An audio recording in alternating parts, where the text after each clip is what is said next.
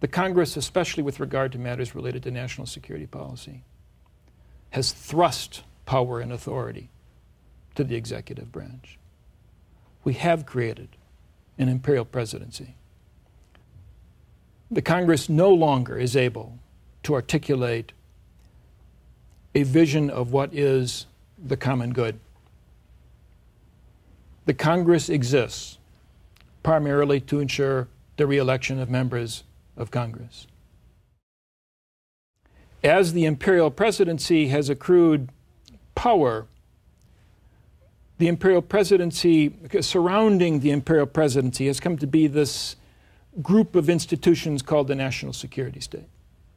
The CIA, the Joint Chiefs of Staff, the Office of the Secretary of Defense, the other intelligence agencies.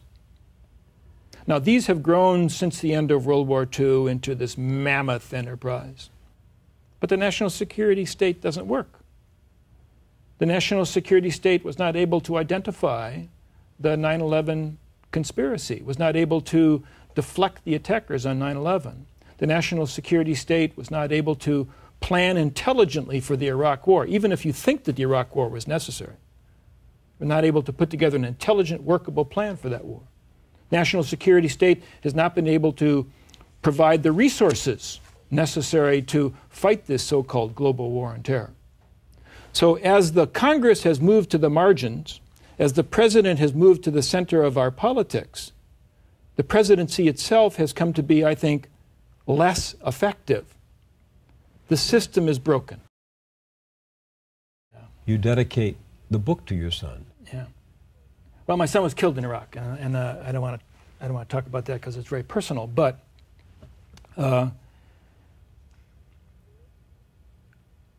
it has long stuck in my craw, this posturing of supporting the troops. I don't want to insult people. There are many people who say they support the troops and they really mean it. But when it comes really down to understanding what does it mean to support the troops, it needs to mean more than putting a sticker on the back of your car. I don't think we actually support the troops. We the people.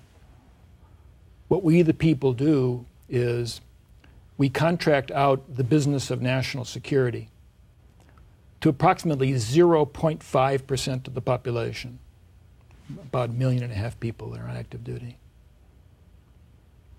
And then we really turn away. We don't want to look when they go back for 2 or 3 or 4 or 5 combat tours. That's not supporting the troops. It's an abdication of civic responsibility. And I do think there's something fundamentally immoral about that. Again, as I tried to say, I think the global war on terror as a framework of thinking about policy is deeply defective. But if one believes in the global war on terror, then why isn't the country actually supporting it in a meaningful, substantive sense? A draft? Where is the country? Are you calling for a reinstatement of the draft? I'm not calling for a restatement of the draft because I understand that politically that's an impossibility, and to tell you the truth, we don't need to have an army of 6 or 8 or 10 million people. But we do need to have the country engaged in what its soldiers are doing in some way that has meaning. And that simply doesn't exist today. Well, despite your loss, your and your wife's loss, you say in this powerful book what to me is a paradox. You say that ironically Iraq may yet prove to be the source of our salvation. Help me to understand that. We're going to have a long argument about the Iraq War, we Americans, not unlike the way we had a very long argument about the Vietnam War. Matter of fact, maybe the argument about the Vietnam War continues to the present day. And that argument is going to cause us, I hope, to ask serious questions about where this war came from. How do we come to be a nation in which we really thought that we could transform the greater Middle East with our army? What have been the costs that have been imposed on this country? Hundreds of billions of dollars, some projections $2 to $3 trillion. Where's that money coming from? How else could it have been spent? For what? Who bears the burden? Who died?